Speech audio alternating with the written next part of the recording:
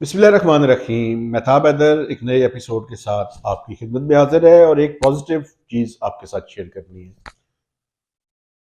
वो पॉजिटिव इस सेंस में है कि हुकूमत पाकिस्तान ने लास्ट बजट में सुपर टैक्स जो है उसको एक्सटेंड किया था और कुछ मज़ीद सेक्टर्स जो हैं उसके अंदर शामिल किए थे।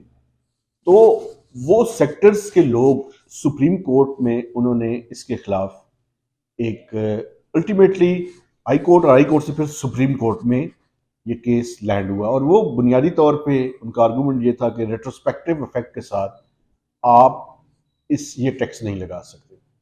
कल 3 रुकनी बेंच ने ये फैसला दिया कि जो 50% अमाउंट है वो जितने भी ये जिन लोगों के ऊपर ये सुपर टैक्स लगा है वो 50% अमाउंट इसकी डिपॉजिट करवाएं विद एफपीआर।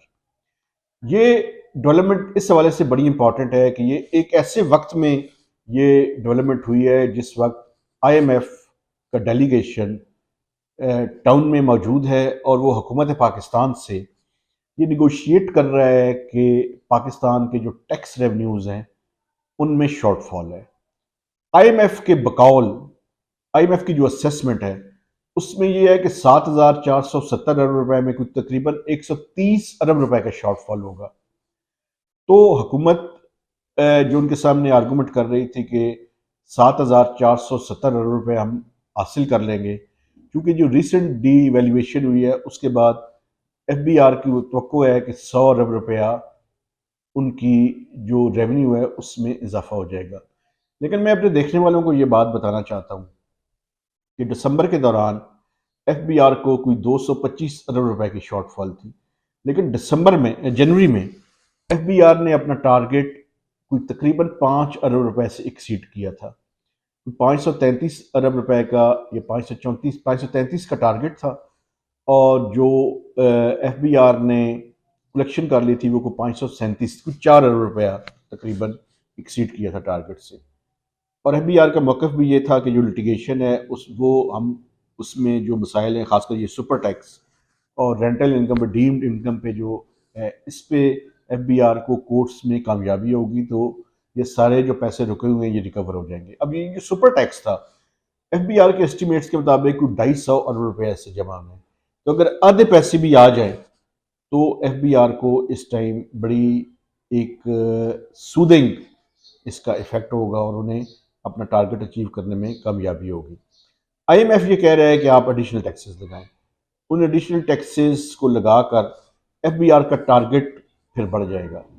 अगर 7,470 रुपए को ये मान लिया जाए कि एफबीआर रिकवर कर लेगा या कलेक्ट कर लेगा, इस टाइम तकरीबन 180 अरब रुपए के एडिशनल टैक्सेस का आईएमएफ और हुकूमत पाकिस्तान के दरमियान इस टाइम जब मैं आपसे बात कर रहा हूँ तो ये निगोसिएशंस जारी हैं।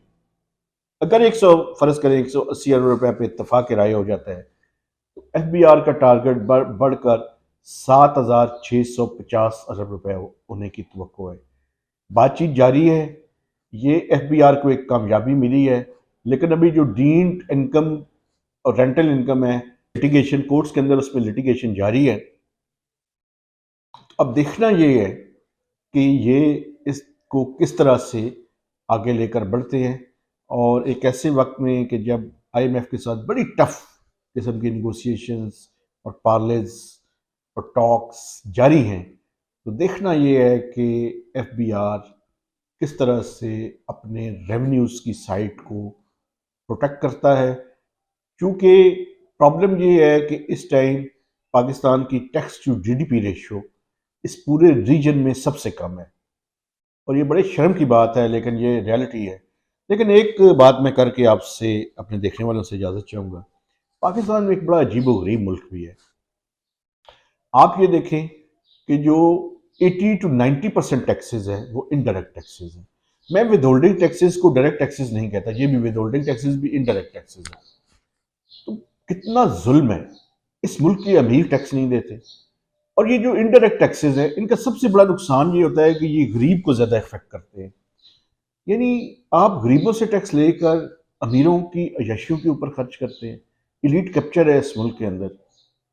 ये मैं समझता हूँ एक पैराडाइम शिफ्ट अब वक्त आ चुका है कि इसमें लाई जाए कि अमीरों के ऊपर ज्यादा टैक्स लगाएं, गरीबों के ऊपर जो टैक्स है उसमें कमी करें। लेकिन जो आईएमएफ की प्रिस्क्रिप्शन में आपको बता रहा हूँ, वो जीएसटी में 1% इजाफे की बात कर रहे हैं, क्योंकि उसकी वजह ये है कि अगर आप डायरेक्ट टैक्स लगाएंगे तो उसका इफेक्ट अगले साल आएगा, क्योंकि पिछले साल जो आपने इनकम कमाई होती है उसके ऊपर लगता है। लेकिन अब मैं समझता हूँ मीडियम टू लॉन्ग टर्म में डायरेक्ट टैक्सेस में इजाफे का वक्त है, और इन अमीरों से टैक्स लिया जाए और जितनी जिसकी इनकम है उतना ही उससे टैक्स हो। ये ना हो कि ये इनडायरेक्ट टैक्सेस को हम बढ़ाते रहें। पहले ही पाकिस्तान का गरीब पिस रहा है, मर चुका है, उस पर रहम करें। और अब अमीर जो है और बड़ी बड़ी प्रॉपर्टी टाइकून्स और बड़े बड़े बिजनेसमैन और बड़े बड़े फ्यूडल लॉर्ड्स, आप ये देखें ना कितना बड़ा जुल्म है कि ये फ्यूडल्स, ये जागीरदार टैक्स देते ही नहीं है। इनको एग्जम्पशन है, क्यों है भाई? वो कहते हैं जी हम प्रोविंशियल हम टैक्स जमा करा रहे हैं। भाई आप ये बताएं ना कितना टैक्स जमा करा रहे हैं? 1 अरब 2 अरब, शर्म आनी चाहिए। तो पाकिस्तान की सैलरी क्लास कितनी टैक्स जमा करा रही है?